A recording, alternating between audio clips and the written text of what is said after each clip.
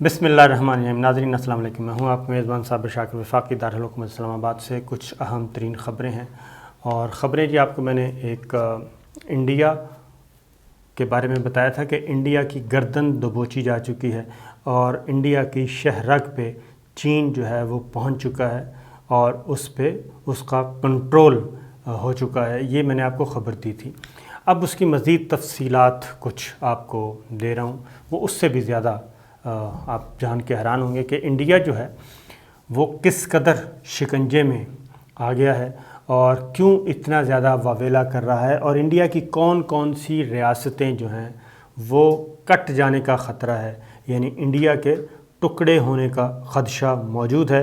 और चाइना एक ऐसी स्ट्रेटजिक लोकेशन पे पहुंच चुका है कि जहां से इंडिया की सप्लाई लाइन किसी वक्त भी जब चाहे चाइना वो मुनक़ते कर सकता है, ज़मीनी रास्ता मुनक़ते कर सकता है उसका बहुत कम तगदौ के बाद।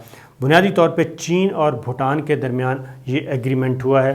मैंने आपको वीडियो जो है वो पिछली अगर वीडियो आप सुन लेंगे तो उसमें काफ़ी डिटेल्स मैंने आपको बताई हैं कि चीन और भूटान के दरमियान एक एग्रीमेंट हुआ है। 269 मुरब्बा किलोमीटर ज़मीन जो है चाइना और भूटान से ले रहा है और उसके बदले में कुछ 495 मुरब्बा किलोमीटर ज़मीन जो है वो उसको दे रहा है। लेकिन जो लोकेशन चाइना ले रहा है वो ज़रा मैं आपको थोड़ा सा बताऊं और फिर इंडिया के सीनियर मोस्ट लेफ्टिनेंट जनरल जो कि अगले साल अप्रैल में आर्मी चीफ ऑफ इंडिया के उम्मीदवार हैं और सीनियर मोस्ट हैं, वो क्या कहते हैं उनकी मैं एक गुफ्तगू है वो आपको बताऊंगा कि उनके लिए क्या वबाल जान बना हुआ है। सूरत हाल ये है कि चिकन नेक के बारे में आपको बताया था कि चिकन नेक कहते हैं चूज़े की, मुर्गी की गर्दन, यानी कि बहुत बारीक सी पट्टी है 10-12 किलोमीटर जो कि भूटान के करीब मौजूद है। और चाइना, ये आपको नक्शा भी आपको समझ देखेंगे, आपको साथ साथ नक्शा भी दिखाएंगे तो आपको उससे अंदाज़ा हो जाएगा। जो अरुणाचल प्रदेश और ख़ास तौर पे ईस्टर्न बॉर्डर है जहाँ पे चाइना और इंडिया ऑलरेडी एक दूसरे के मद्दे मुकाबल हैं, बल्कि चाइना बहुत ज़्यादा ज़मीन कब्ज़े में ले चुका है और लाइन ऑफ एक्चुअल कंट्रोल तब्दील कर चुका है। उसी के साथ ही ये इलाका है जहाँ पे इंडिया, चाइना और भूटान, ये ट्राई जंक्शन कहलाता है। ये 269 मुरब्बा किलोमीटर, तो नक्शे में आप देखेंगे तो आपको बहुत अच्छी तरह नज़र आ रहा होगा कि ये किस एतबार से अहम तरीन जगह है।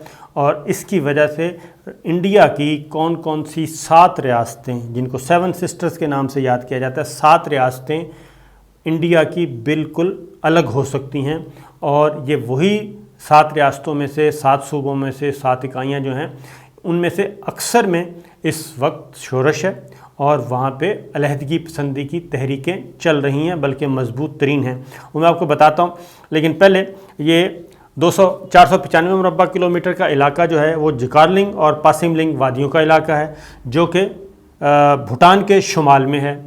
ये इलाका चाइना जो है वो चाइना भूटान को देने के लिए तैयार हो गया, इसका जो मुआहदा हुआ, और उसके बदले में 269 मुरब्बा किलोमीटर का इलाका है वो चाइना को मिल रहा है। और ये है ट्राई जंक्शन जहाँ पे चाइना, इंडिया और भूटान तीनों का आपस में मिलाप होता है ये। और यहीं पे स्टैंड ऑफ भी है जो चाइना का और इंडिया का, दोनों का। चाइना की फोर्सेस वहाँ पे पहुँची हुई हैं और लेफ्टिनेंट जनरल पांडे क्या कहते हैं वो मैं आपको अलग से बताता हूँ। तो ये एक स्ट्रेटेजिक लोकेशन मौजूद है जिस पे चाइना पहुंच चुका है। और अब आते हैं ज़रा ये डोकलाम, आपको ज़हन में रखिएगा कि ये डोकलाम में इंडिया और चीन के दरमियान जो झड़पें हुई थी, मैं थोड़ा सा रिपीट, क्योंकि पिछली वीडियो पूरी सुनेंगे तो आपको सारी बात समझ आ जाएगी, लेकिन ब्रीफली ये कि डोकलाम का एरिया जहाँ पे झड़पें हुई चाइना और इंडिया की और जहाँ पे ठीक ठाक मार पड़ी और कई भारतीय फौजी और अफसर मारे गए थे, ये वो इलाका है। और वहीं पे ही कुछ अर्सा पहले चीन और भूटान के दरमियान भी कशीदगी पैदा हुई थी, क्योंकि वहाँ पे जो चाइना है वो रोड बना रहा था, तामीर करना चाह रहा था, जिस पे भूटान का दावा था कि ये उसका रोड है। वो तनाज़ा हल किया है अब चाइना और भूटान ने। अब आते हैं, ज़रा थोड़ा सा नक्शा देख लीजिए। उसमें ये चिकन नेक क्यों कहते हैं, ये बहुत ही एक पट्टी है छोटी सी और ज़मीनी रास्ता है। वो मैंने पिछली वीडियो में गलती हुई थी, मैं ज़रा बर्री के बजाय बहरी कह बैठा था। तो ये बर्री रास्ता है और ये आपको गोल दायरे में नज़र भी आ रहा होगा, जहाँ पे इंडिया का रास्ता निकलता है। इंडिया की 7 रियासतें हैं, यहाँ पे सिर्फ 10-12 किलोमीटर की ये चिकन नेक इसको कहते हैं तंग रास्ता। और भूटान जो एरिया चाइना ले रहा है, भूटान से अगर वहाँ पे चाइना मौजूद आ जाता है, 269 मुरब्बा किलोमीटर उसको ये मिल जाता है, तो यहाँ पे मज़ीद चाइना की अफवाज जो हैं वो आएंगी और यहाँ पे इंडिया जो है वो शिकंजे में आएगा। 7 रियासतें जो यहाँ से अलग होती हैं इंडिया की, उसमें है जी अरुणाचल प्रदेश। अगर आप देखें तो वो बिल्कुल चाइना के पास एरिया है। और उसके बाद आसाम है, वहाँ पे भी यही, नागालैंड है और मेघालय है, मणिपुर है, त्रिपुरा है और मिज़ोरम है। ये 7 रियासतें हैं जो कि बिल्कुल कटी हुई हैं इंडिया से और इनको मिलाने वाली सिर्फ़ एक 10-12 किलोमीटर की एक बारीक सी पट्टी है जो कि इनको मिलाती है, क्योंकि दरमियान में आ जाता है बांग्लादेश। एक साइड पे बांग्लादेश है और सामने भूटान है और इस रास्ते से ही ये मेन सप्लाई लाइन है 7 बड़ी रियासतों की। और उसके बाद आगे फिर म्यांमार है। तो ये आप अंदाज़ा कर सकते हैं, नक्शे में देखेंगे तो इंडिया के साथ नीचे बांग्लादेश नज़र आ रहा है, ऊपर भूटान और पीछे सारा चाइना है। और फिर इधर लेफ़्ट साइड पे स्टैंड ऑफ जहाँ पे लिखा है इसके साथ देखेंगे तो नेपाल नज़र आ रहा है। तो ये वो 7 रियासतें हैं, 7 सिस्टर्स जिनको कहा जाता है, जो कि चाइना जब चाहे, क्योंकि बुनियादी तौर पे तो ये इसको घेरा जा रहा है और उसको बताया जा रहा है कि नॉन रीजनल प्लेयर्स के साथ इत्तेहाद बनाने का क्या नुकसान हो सकता है। ये मेरा ख्याल है कि आपको ये सारी बात समझ आ गई होगी कि 7 सिस्टर्स, 7 रियासतें जो इंडिया की, वो किस हद तक इंडिया से कट सकती हैं। और उसके बाद एक बात ध्यान में रखिएगा कि बांग्लादेश पहले ही तंग है इंडिया से। अब वो वाली दोस्ती जो है किसी ज़माने में जो होती थी, स्ट्रेटेजिक पार्टनरशिप, वो अब नहीं रही। और हसीना वाजिद जो हैं वो न सिर्फ बहुत फासले पे जा चुकी हैं, बल्कि जो सबसे अहम जमात थी, हसीना वाजिद की जमात थी, शेख मुजीब की बेटी हैं ये, आपको मालूम है। तो यही असल में स्ट्रेटेजिक पार्टनर थे इंडिया के और मोदी सरकार के। तो वही अब काफ़ी फासले पे जा चुके हैं। और ख़ास तौर पे जो हिंदू जो हैं, इंडियन हिंदू जो कुछ बांग्लादेश में कर रहे हैं, और वही तरीका अख्तियार कर रहे हैं इस वक्त भी इंडिया और इंडिया की इस्टेब्लिशमेंट बांग्लादेश में, जो मशरक़ी पाकिस्तान के वक्त की थी, वहाँ पे फसाद करवाना और नए तनाज़ात को हवा देना। अब आते हैं कि ये सारी सिचुएशन और इस मुआहदे पे जो चीन और भूटान के दरमियान हुआ है और कुछ ज़मीनों का लेन देन हुआ है, उसके बाद इंडिया जो है वो काफ़ी उसके कान खड़े हैं।